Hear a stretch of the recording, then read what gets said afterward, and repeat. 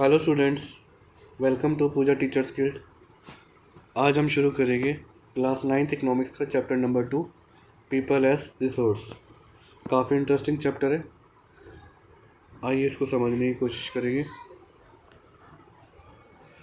The chapter people as resource is an effort to explain population as an asset for the economy rather than a liabilities.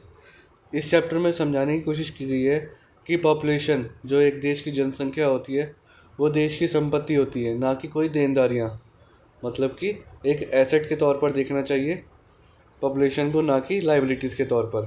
Population become human capital when there is investment made in the form of education, training and medical care. अगर हम एक देश की population को अच्छी education, अच्छी training और अच्छी मेडिकल केयर देंगे तो वो एक दिन ह्यूमन कैपिटल बन सकती है। In fact human capital in the stock of skill and productive knowledge embodies in them. अब मेनली इसमें यही समझाया गया है कि एक देश की जो पॉपुलेशन है एसेट जब बनती है जब उन पर एजुकेशन पर उन पर ध्यान दिया जाता है, ट्रेनिंग पर, मेडिकल केयर पर। इसी के बाद जाकर ये एक देश के लिए ह्यूमन कैपिटल बनती है। People as resource is a way of referring to a country work people in term of their existing productive skills and liabilities. People as a resource एक तरीका है बताने का कि एक कंट्री के जो वर्किंग पीपल है एक प्रोडक्टिव, मतलब कि एक तरीके से अगर उनके पास स्किल्स और एबिलिटीज़ है तो वो और अच्छे तरीके से कंट्री के लिए काम कर सकते हैं, देश के लिए काम कर सकते हैं। Looking at the population from the productive aspect emphasis in its ability to contribute to the creation of the gross national product. Mainly जो पॉपुलेशन को एक तरीके से एक प्रोडक्टिव एस्पेक्ट से देखें तो अगर जो उनके अंदर एबिलिटीज़ है, अच्छे पढ़े लिखे हैं, तो वो क्या करेंगे, एक देश के लिए ग्रॉस नेशनल प्रोडक्ट बन जाएंगे, एक तरीके से इनकम जनरेट करने के लिए, जो कि देश की इनकम जनरेट होगी जिससे। Like other resource population also is a resource. इसीलिए पॉपुलेशन भी एक रिसोर्स है अदर रिसोर्सेज की तरह। A human resource, this is the positive side of large population that is often overlooked when we look only at the negative side। अब mainly जो over population होती है एक तरीके से हम उसको एक नेगेटिव साइड देखते हैं, ना कि एक पॉजिटिव साइड। अब इस तरीके से considering only the problem of the providing the population with food, education, access to the health facilities. अब मेनली क्या है, कईयों की जो पॉपुलेशन अगर जो ज़्यादा है तो दिमाग में सबके यही होता है, गवर्नमेंट के भी, कि इनको क्या क्या प्रोवाइड कराना पड़ेगा, जैसे कि फूड, एजुकेशन और एक्सेस हेल्थ फैसिलिटीज़ वगैरह। When the existing human resource is further develop by becoming more educated और हेल्थी। बट जो यही चीज़ें तीनों देकर, जैसे कि एजुकेशन और हेल्थ से रिलेटेड मतलब फैसिलिटी देकर, तो एक ह्यूमन को हम ह्यूमन कैपिटल फॉर्मेशन में बदल सकते हैं। The aids to the productive power of the country just like physical capital formation. ये काम इसी तरीके से करती है जो ह्यूमन कैपिटल है, जैसे कि एक फिजिकल कैपिटल होती है। फिजिकल कैपिटल जैसे कि फॉर एग्जांपल आपकी ये आपकी मशीनरीज वगैरह, लैंड वगैरह होगी, इसी तरीके से एक ह्यूमन कैपिटल भी हो जाता है। Investment in human capital through education, training, medical care yield a return just like investment. अगर जो एक ह्यूमन को आप अच्छी education, training, skills, medical care देते हैं तो आपको आगे जाकर एक अच्छा रिटर्न देखने को मिलता है। मेनली जैसे कि हम एक आपके और हमारे पेरेंट्स हैं, उन्होंने मेनली हमारे पर एक इन्वेस्टमेंट के तौर पर हमें बचपन से लेकर अभी तक पढ़ाया, अभी तक हमारी देखभाल की, मेडिकल केयर किया, तो आज हमने क्या किया, कल को उनका मतलब अब रिटर्न आना शुरू हो गया, हमको हमारी इनकम अच्छी होने शुरू हो गई, जॉब अच्छी हो गई। तो इस वजह से कहा गया कि investment in human capital through education, training, medical care, एक उसके बाद रिटर्न जस्ट लाइक इन्वेस्टमेंट मिलना आपको शुरू हो जाता है. In physical capital, this can be seen directly in the form of higher income and because of the higher productivity of the more educated or the better trained person. अब mainly क्या है कि ज़्यादा से ज़्यादा इनकम कब मिलती है इंसान को, जब वो मोर मतलब अच्छी पढ़ाई लिखाई कर रखी होती है.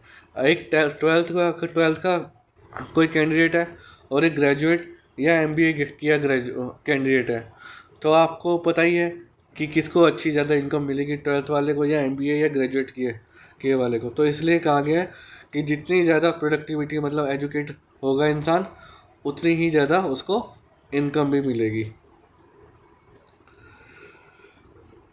ऊपर भी कुछ इसी तरीके से एग्जांपल दिया हुआ है. इंडियाज़ ग्रीन रेवोल्यूशन एक ग्रीन रेवोल्यूशन है कि एग्जांपल के तौर पर देखा जाए कि एक ग्रेटर नॉलेज और स्किल की वजह से हमने इतना टेक्नोलॉजी की वजह से इतना इम्प्रूवमेंट किया कि हम एक सेल्फ सफिशिएंसी हो गए. किस पर? फूड ग्रेन्स पर, वीट और राइस पर. अगर जो हमारे पास नॉलेज और स्किल्स ना होती तो आज भी हम डिपेंडेंट रहते दूसरी अदर कंट्रीज़ पर.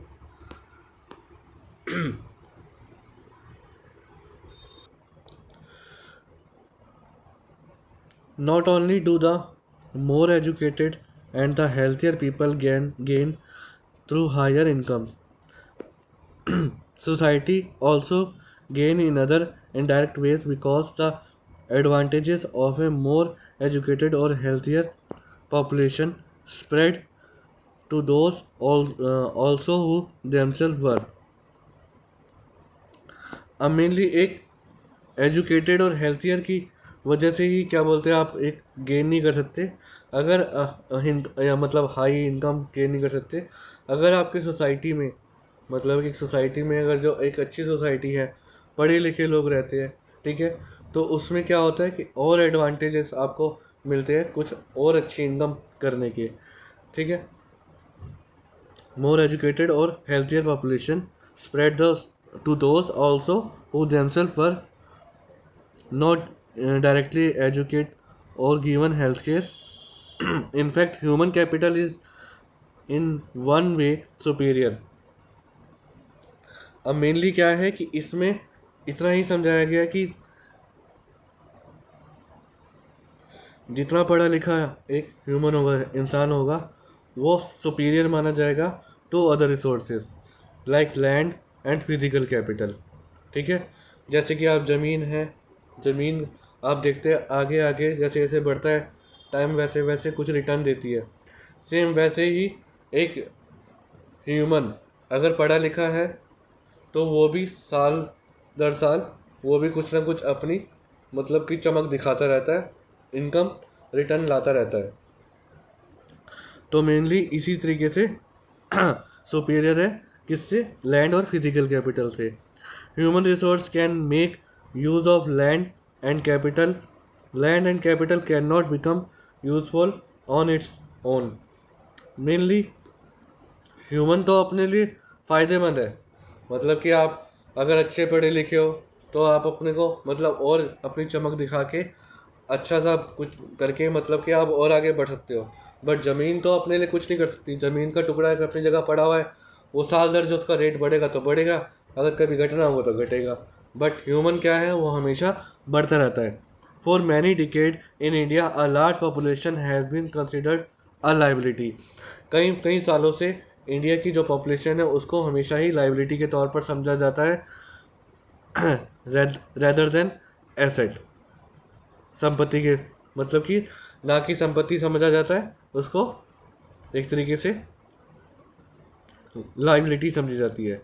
Population need to be a burden for the economy.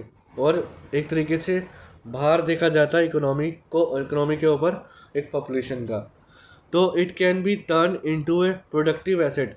ये एक चेंज हो सकती है बिल्कुल प्रोडक्टिव एसेट के तौर पर by investment in human capital.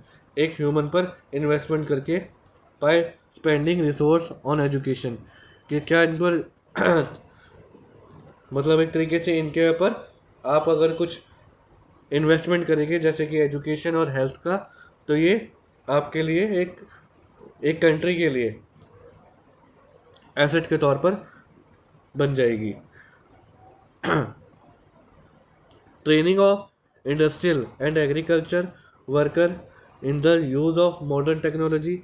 अब मेनली अगर ट्रेनिंग दी जाए एग्रीकल्चर के लिए, ठीक है, मॉडर्न टेक्नोलॉजी के लिए, useful scientific research and the and so on. बाकी इतना कुछ मतलब एक तरीके से एक ह्यूमन को, एक फार्मर को आप ट्रेनिंग दो टेक्नोलॉजी की या किसी भी चीज़ की, तो वो कल को एक तरीके से एसेट बन जाएगी आपके लिए, एक कंट्री के लिए। The two following cases illustrate how people can try to become a more productive resource. एक छोटी सी स्टोरी दी गई है, इस स्टोरी में पता लगेगा कैसे कैसे प्रोडक्टिव रिसोर्सेज हम बन सकते हैं एक तरीके से। तो ये स्टोरी है स्टोरी ऑफ सकल। एक कोई सकल है, सकल की बात करेंगे इसमें। There were two friend Vilas and Sakal live in the same village Seemapur. दो फ्रेंड्स हैं सकल और विलास जो कि सेम विलेज में रहते हैं। Sakal was a 12 year old boy. Sakal जो 12 साल का है। His mother Sheela look after domestic chores. His father Buta Chaudhary work in an agriculture field. इसकी जो मदर है वो घर के कामकाज करती है, डोमेस्टिक, और जो उसके फादर है वो एग्रीकल्चर फील्ड में जुड़े हैं। सकल help his mother in domestic चोर। वो घर के काम कुछ करवाने के लिए जो सकल है अपनी माँ के हाथ बटाता है। He also look after his younger brother Jeetu and sister Seetu. वह अपने बहन भाइयों का भी ध्यान रखता है, जीतू और सीतू का। His uncle Shyam had pass matriculation, मतलब उन्होंने 10th पास किया उसके चाचा ने। But was sitting idle in the house as had no job. But वो बिल्कुल खाली बैठा है जॉब ना होने की वजह से। Buta and Sheela were eager to teach Sakal. But जो बूटा है उसके फादर और शीला है वो अपने बेटे को जो सकल है उसको पढ़ाना चाहते हैं, ठीक है। They force him to join the village school which he soon join. उन्होंने एक स्कूल में डाला है गांव के ही। He started studying and completed his higher secondary examination. उसने पढ़ाई स्टार्ट की और उसने 12वीं पास कर ली। His father persuaded him to continue he studies. उसके फादर चाहते थे कि वो स्टडी को कंटिन्यू रखे। He raised a loan for Sakal to study a vocational course in computer. उसके फादर जो बूटा सिंह थे सकल के, उन्होंने लोन लिया और उसको एक कंप्यूटर कोर्स करवाया। Sakal was meritorious and interested in studies for the beginning. Starting से ही बहुत अच्छा पढ़ने में होशियार था ये Sakal. With great vigour and the enthusiasm he complete his course. और उसने कंप्लीट किया course. After some time he got a job. उसके बाद पढ़ने के बाद इसको जॉब मिली in a private firm. He even design a new kind of the software. इसने एक नए तरीके का सॉफ्टवेयर मतलब कि बनाया। This software help him increase the sale of firm. और जो सॉफ्टवेयर इसने बनाया जिस फर्म में काम करता था वहाँ की उससे क्या हुआ, सेल बढ़ गई।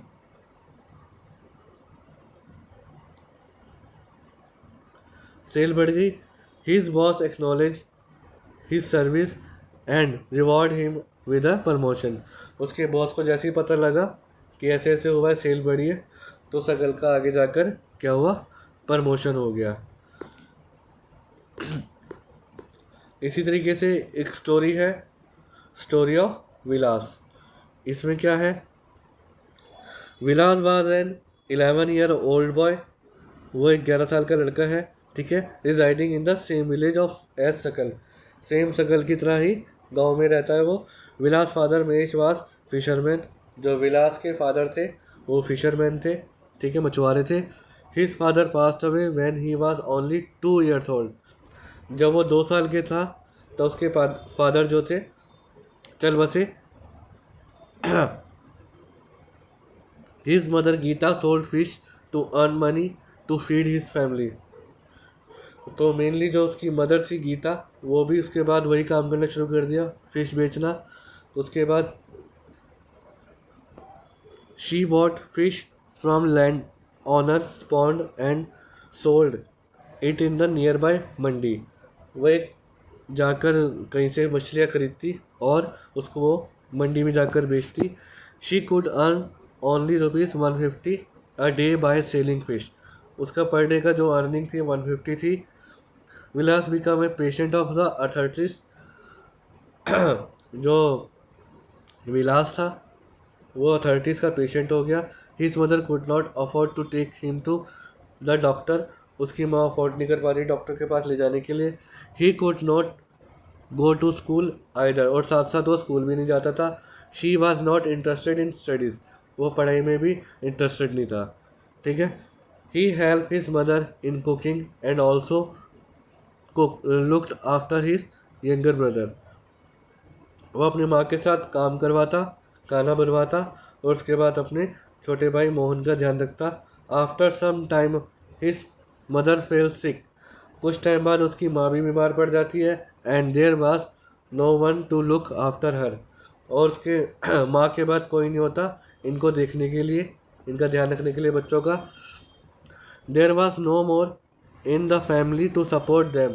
और ना कोई सपोर्ट करने के लिए इनका है। Vilas too was force to sell fish in the same village. उसके बाद फिर लास्ट में विलास का ही काम होता है जो कि गांव में फिश बेचता है। He like his mother earn only a meagre income. वो अपनी माँ की तरह एक छोटी सी इनकम कमाता है।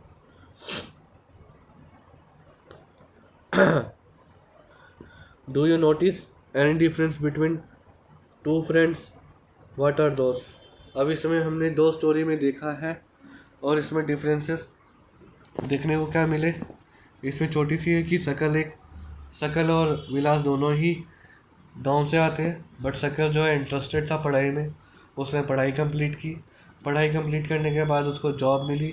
जॉब मिलने के बाद उसने एक सॉफ्टवेयर डिज़ाइन किया। सॉफ्टवेयर डिज़ाइन करने के बाद उसका प्रमोशन हुआ और अर्निंग अच्छी होने लगी, उसकी इनकम। सेम विलास के साथ। विलास क्या हुआ, 11 साल का लड़का था। उसको उसका पढ़ाई में मन नहीं था। साथ में उसकी जो फादर थे वो भी नहीं थे। उसकी जो मदर थी अकेली थी अर्निंग वाली, जो कि फ़िश बेचती थी। ठीक है। कुछ टाइम बाद वो भी बीमार पड़ गई और ये शकल खुद ही एक अथॉरिटीज़ का पेशेंट था। ठीक है। अब उसको आखिरी में क्या करना पड़ा, वही माँ वाला काम, जो कि फ़िश बेचनी पड़ी। In the two case study we saw Shakal went to school and Vilas did not. ठीक है। दोनों में डिफरेंसेस ये देखे कि शकल स्कूल जाता था और विलास नहीं। Sakal was physically strong and healthy. Sakal जो फिजिकली और स्ट्रॉन्ग था और हेल्थी था। There was no need to for him to visit the doctor frequently, और ना ही उसको बार बार डॉक्टर के पास जाना पड़ता था। Vilas was a patient of the authorities. ठीक है, एक पेशेंट था। He lack the means to visit the doctor, और वो मुश्किल ही डॉक्टर के पास जा सकता था। शकल require a degree in acquired a degree in the computer programming। शकल ने एक डिग्री प्राप्त की कंप्यूटर प्रोग्रामिंग में। Shakal found a job in private firm. ठीक है, जो हमने स्टोरी में पढ़ा। While Vilas continue with the same work as his mother. Vilas को एक प्राइवेट जॉब मिली, बट जो नहीं सॉरी शकल को प्राइवेट जॉब मिली और विलास जो है अपनी मदर की तरह वही काम करता था, जो कि फ़िश बेचना। He earn a meagre income like his mother to support a family. छोटी सी एक इनकम कमाता था अपनी फैमिली के सपोर्ट के लिए। In the case of Sakal several year of the education added the quality of labour. Sakal के केस में देखेंगे कि उसने कई सालों की पढ़ाई की और क्वालिटी ऑफ लेबर वो बना। This enhance his total productivity. The total productivity add to growth of the economy. This turn pay an individual through salary or in some other form of his choice. इनके अब mainly क्या है कि इसमें एक तो उसने अपनी जो इकोनॉमिक कंडीशन वगैरह सुधारी पढ़ाई लिखाई करके, ठीक है, सैलरी भी अच्छी हुई, ठीक है, और इन सम अदर, ठीक है, in case of Vilas there could not be any education और हेल्थ केयर, उसकी ना कोई अच्छी एजुकेशन थी विलास की और ना ही कोई हेल्थ केयर थी in the early part of his life. He spend his life selling fish, उसने अपनी लाइफ से फिश सेलिंग में लगा दी. Like his mother henceforth he draw the same salary unskilled labor as his mother. वो भी उसी तरीके से कमाई करने लगी जैसे उसकी माँ करती थी, एज ए अनस्किल्ड लेबर की तरह. Investment in human resource via education and medical care can give high rate of return in future. अगर आप एक ह्यूमन पर अच्छा एजुकेशन और मेडिकल केयर देते हो तो आगे जाके फ्यूचर में आपको हाई रिटर्न मिलता है. This investment on people in the same as investment in land and capital. ये सेम वैसे ही इन्वेस्टमेंट है जैसे कि हम एक ज़मीन पर और मशीनरीज पर करते हैं. A child too with the investment made on her education and health can yield a high return in future in the form of higher earning and greater contribution to the society. अब mainly अगर एक छोटे बच्चे पर ही हम शुरुआत से ही एक अच्छी एजुकेशन और हेल्थ पर काम करना शुरू कर देंगे तो फ्यूचर में एक हाई रिटर्न आपको देखने को मिलेगा, ठीक है, और साथ में सोसाइटी के लिए भी कुछ कंट्रीब्यूशन देखने को मिलेगा. Educated parents are found to invest more heavily on the education of their child. अब जो एजुकेटेड पेरेंट्स हैं वो और ज़्यादा काफ़ी ज़्यादा हैवी इन्वेस्टमेंट करते हैं अपने बच्चे की एजुकेशन पर, क्योंकि उनको पता होता है कि एजुकेशन मस्ट है. This is the because they have realise that importance of education themselves. उनको खुद को पता है कि एक एजुकेशन बहुत ज़्यादा इम्पोर्टेंट है. They are also conscious of proper nutrition and hygiene. वे उनके न्यूट्रिशन खाने पीने का और उनके साफ़ सफाई के लिए भी काफ़ी ध्यान में रहते हैं. They accordingly look after their children's need for education at school and good health. उनका ध्यान बिल्कुल रहता है कि अच्छे स्कूल में एजुकेशन और अच्छी हेल्थ के लिए हमेशा ही एक पेरेंट्स का ध्यान रहता है. अ वर्च्यू साइकिल इज दस क्रिएट in this case.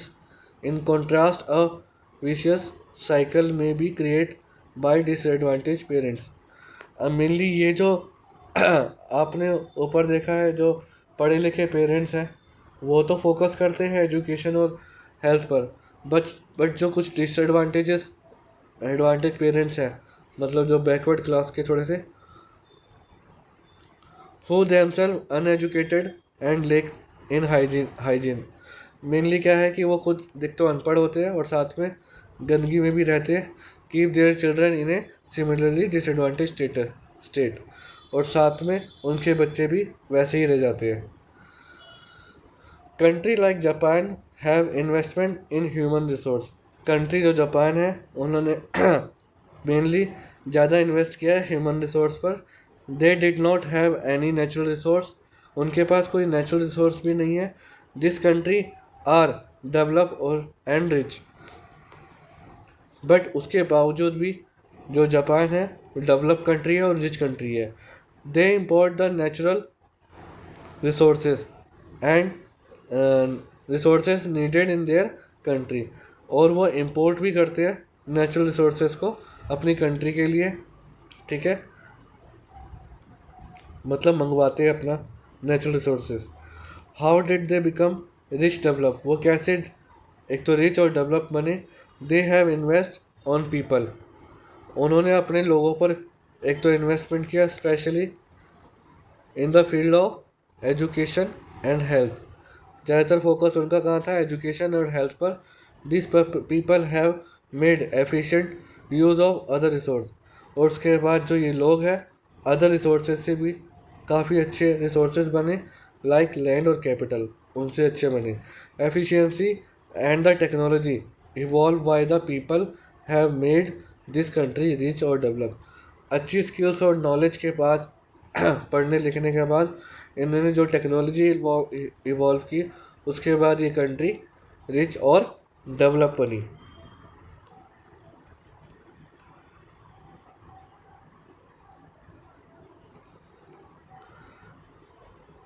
अब economic activity by man and women. अब मैन और वुमेन में डिफरेंसेस थोड़ा सा देखेंगे, इसमें समझेंगे। Like Vilas and Sakal people have been engage in various activity. इन्हीं की तरह, दोनों की तरह लोग कई एक्टिविटीज़ में बिजी रहते हैं। We saw that Vilas sold fish and Sakal got job in the firm. Vilas का काम फिश बेचना और सकल जो है एक जॉब करता है। The various activity have been classified into 3 main sector. जो इस एक्टिविटी को 3 सेक्टर में डिवाइड किया गया है।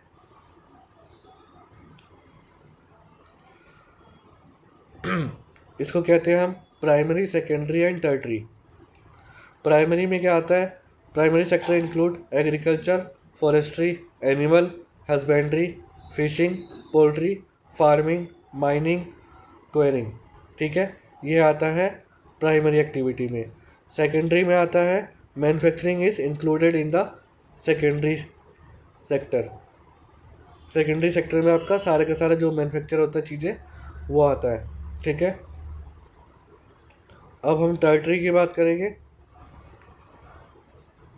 Trade, transport, communication, banking, education, health, tourism, services, insurance ETC are include in the tertiary sector. जो ये कि सारे का सारा आता है टर्टरी सेक्टर पर।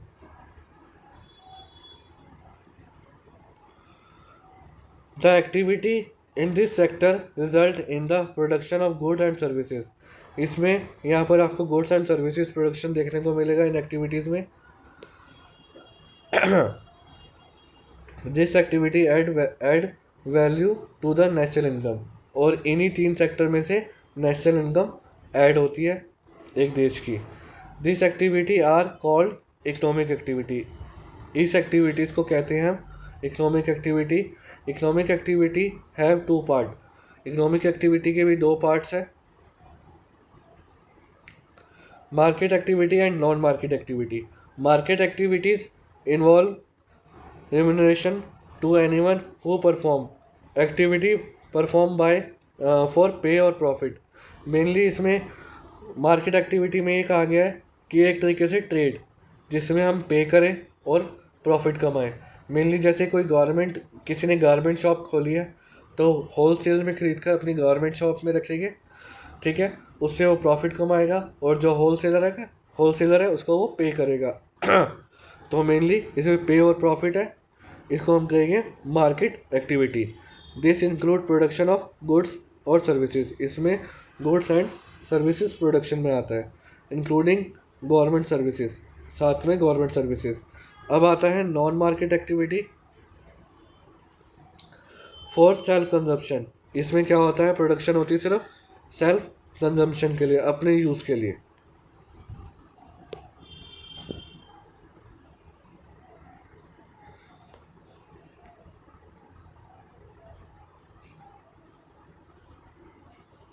Consumption and processing of primary product and on account production of fix asset.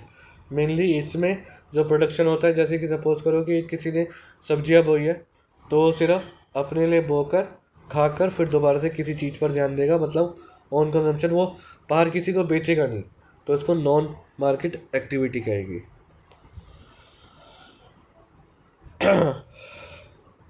अब आगे देखते हैं। Due to historical and cultural reason there is a division of a labour between man and women in the family.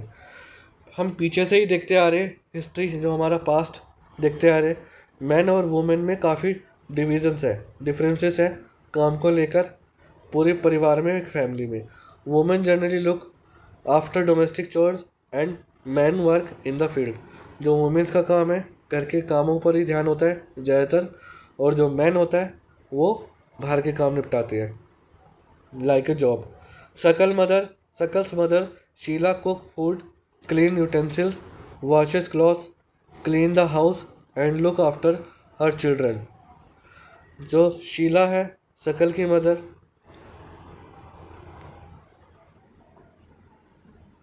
खाना बनाती है, बर्तन धोती है, कपड़े धोती है, ठीक है। उसके बाद सारे काम निपटाने के बाद बच्चों को भी ध्यान रखती है। Shakal's father Buta cultivate the field, और उसके फादर जो है एक किसान के तौर पर काम करते हैं। Sells the produce in the market and earn money for family, उसके बाद जो प्रोडक्शन करते हैं वो मार्केट में सेल करके अपनी फैमिली के लिए पैसे कमाते हैं। Sheela is not paid for the service deliver for the upbringing for the family, but जो शीला इतने सारे काम करती है उसको उसके लिए कोई भी तरीके का पैसा कुछ नहीं मिलता, ठीक है। Buta earn money, but Buta जो है मनी अर्न करता है, which he spend on rearing his family, अपनी फैमिली को चलाने के लिए वो पैसों को यूज़ करता है। Women are not paid for their service delivered in the family, but जो शीला है उसको किसी टाइप की भी कोई भी इनकम नहीं है जो अपने पूरे परिवार को संभालने की। The household work done by women is not recognise in the national income, जो घर के काम होते हैं उन घर के कामों को नेशनल इनकम पर कोई प्रभाव नहीं पड़ता, मतलब वो ऐड नहीं होती नेशनल इनकम पर, ठीक है। Geeta mother of Vilas earn an income by selling fish, but जो गीता है विलास की मदर वो फिश सेल करके इनकम अर्न करती है। Thus women are paid for their work when they enter the labour market, but women को भी तभी कमाई होना शुरू होती है जब वो लेबर मार्केट में एंट्री करती है। Their earning like that of their male counterpart is determine on the basis of education and skill, but जो अर्निंग है एक मेल की औरत के मुकाबले काफ़ी अच्छी होती है उसकी एजुकेशन और स्किल के हिसाब से।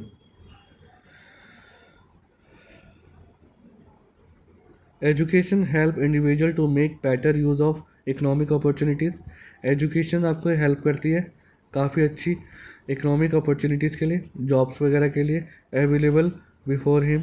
Education and skill are major determinants of earning of any individual in a market, education और स्किल्स ही एक मेजर डिटर्मिनेंट्स है अच्छी कमाई के लिए एक मार्केट में। A majority of women have megger education and low skill formation, but जो वुमेन है उनकी जो पढ़ाई लिखाई कम है और स्किल फॉर्मेशन भी बहुत कम है। Women are paid low compare to man, जो वुमेन की इनकम है कंपेयर टू मैन बहुत लो है, ठीक है। Most women work where job security is not there, कई औरतें ऐसी जगह काम करती हैं जहाँ पर जॉब सिक्योरिटी नहीं है जैसे फैक्ट्रीज वगैरह में। Various activity relating to legal protection is meagre, जो उनको लीगल प्रोटेक्शन मिलनी चाहिए वो भी नहीं मिलती, जैसे नौकरी से ना निकाला जाए नोटिस वगैरह, मतलब एक बार में निकाल देते हैं बोलकर। Employment in this sector is characterised by the irregular and low income, इन जो सेक्टर में काम करने वाली औरतें हैं एक तो इनकम जो है इनकी इरेगुलर है और लो है। In this sector there is an absence of basic facility like maternity leave, child care and other social security system. अब मेनली जहाँ पर ये लेडीज़ें काम करती है एक तो जो इनकी फैसिलिटीज़ है एक लेडीज़ों को जो मिलनी चाहिए वो भी ढंग से नहीं मिल पाती, जैसे कि मैटरनिटी लीव, ठीक है, उनके बच्चों के लिए पढ़ाई लिखाई के लिए, कुछ चाइल्ड केयर के लिए, हेल्थ इंश्योरेंस वगैरह, मतलब ना के बराबर है। However women with the high education and skill formation are paid at par with the man, but आज के टाइम में आज जो वुमेन है काफ़ी अच्छी हाई एजुकेटेड हो गई है, स्किल का फॉर्मेशन हो गया और उनकी जो पेड है काफ़ी ज़्यादा अच्छी हो गई है आदमी के मुताबिक। अमंग द ऑर्गेनाइज सेक्टर, कई ऑर्गेनाइज सेक्टर पर टीचिंग, आज के टाइम में वो टीचर्स हैं, medicine attract them the most, the women have enter administrative and other services including job, ठीक है, आज के टाइम में वो सरकार में भी है, ठीक है, हर जगह देखने को मिलेगी वुमेन, चाहे वो साइंटिफिक हो चाहे वो टेक्नोलॉजी कॉम्पिटेंस हो, हर जगह आज के टाइम में देखने को मिलेगी। तो आज के लिए इस पार्ट में आपको इतना ही। अगले पार्ट में आपको क्वालिटी ऑफ पॉपुलेशन से स्टार्ट करेंगे। आई होप आपको इतना जितना समझाया समझ आया होगा। तो अच्छी लगी वीडियो तो आप प्लीज़ इसको लाइक कीजिए और चैनल को सब्सक्राइब कीजिएगा। मिलते हैं जल्दी पार्ट 2 में। Thank you.